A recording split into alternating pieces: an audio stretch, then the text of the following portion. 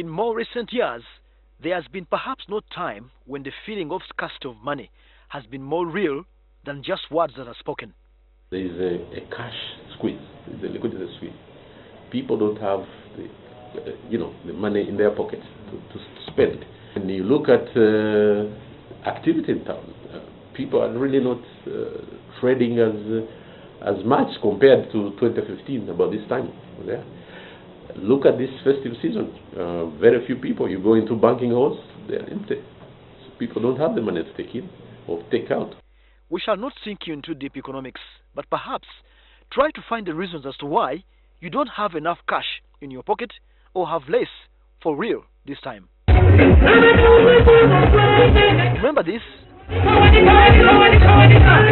This was early 2016. The scarcity of money or disposable cash has very much to do with the election of 2011. How come? 2011 scenario of election spending and what happened.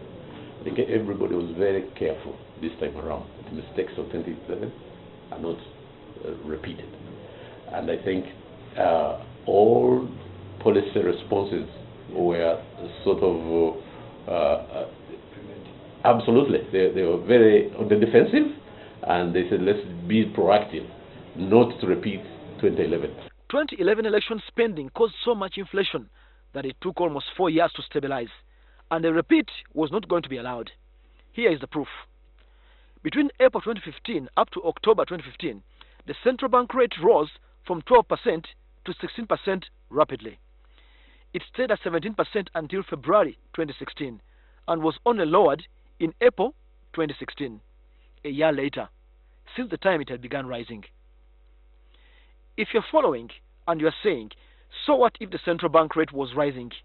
It really meant that borrowing from commercial banks was being made very expensive and virtually impossible.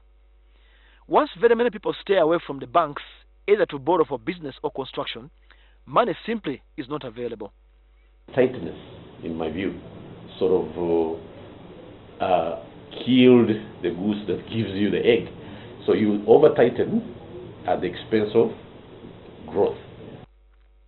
Then government was not paying its suppliers, which went into billions. And of course, the South Sudan war, which meant less cash was coming home from elsewhere. But government keeps telling us it's investing in infrastructure in trillions of shillings. But where is this money? Unfortunately for Uganda, most of the contractors, Ugandans, you are not there. Most of the contractors are foreign. So the secondary effect, the speed over the secondary effect of money is a challenge now. That secondary effect means some of that money finding its way into your pockets. Looking forward, will banks make lending cheaper?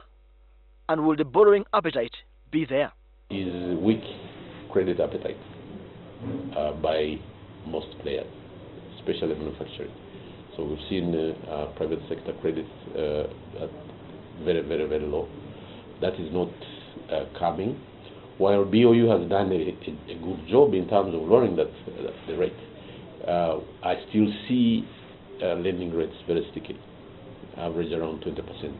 So government must pay all it owes so cash can begin to flow around, and these government investments must make sense.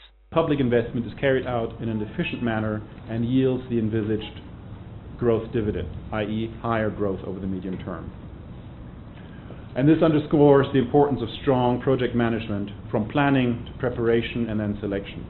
Hopefully, you have not overspent during this holiday season. Because it's guaranteed, the school fees season has arrived.